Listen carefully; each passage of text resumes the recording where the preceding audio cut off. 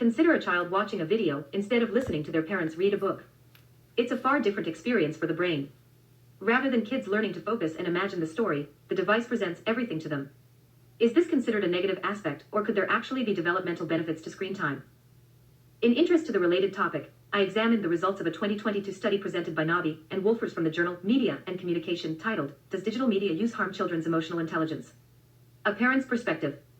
This study aimed to explore how media usage in children along with their parents affected the child's EI levels.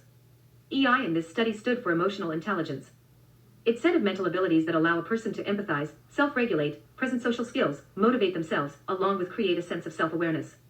It breaks down into 4 subcomponents being 1. Emotional perception, 2. Emotional integration, 3. Emotional understanding, and 4. Emotional management. This critical life skill develops in part through mutually engaging in social interaction. Yet, concern is also expressed that heavy screen time may affect a child's development. Thus, the study aimed to explore how media diets of children as well as their parents relates to their child's EI levels. In doing so, research can assess if there is a cause for concern, and if so, what specific media patterns were present. Given that Nabi and Wolfers examined existing studies, they were not in position to pose a directional hypothesis from the inconsistencies that were present. They then went about their study, which involved 400 parents of children ages 5 to 12. Parents were to complete a survey in which they report on their child's personality traits, EI, resilience, as well as media and non-media activities. Global assessment of both the child and parental EIs were then assessed with scales. This included questions such as my child knows when he or she is happy, my child recognizes transitions between emotions in himself or herself, as well as my child exhibits emotional control by emphasizing positive and negative emotions. It also seeks things such as I am aware of my emotions as I experience them, I am aware of nonverbal messages other people send, and I seek out activities that make me happy. As for the empathetic subscale questions such as my child has tender concerned feelings for people less fortunate than them, or I would describe my child as a soft-hearted person.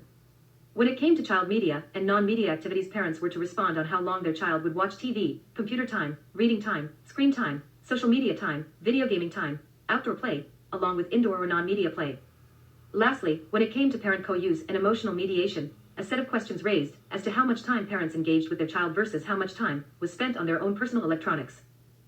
Results found no connecting evidence that screen usage is counterproductive to EI.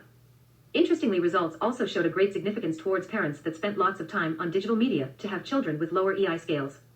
Thus, screen time isn't always bad, and it isn't all created equal either. An educational letter matching game isn't the same as a movie.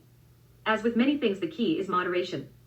Limiting daily screen time and making sure the child can function in all of modern life, not only with screens, but in the real world too, is a key component when it comes to this.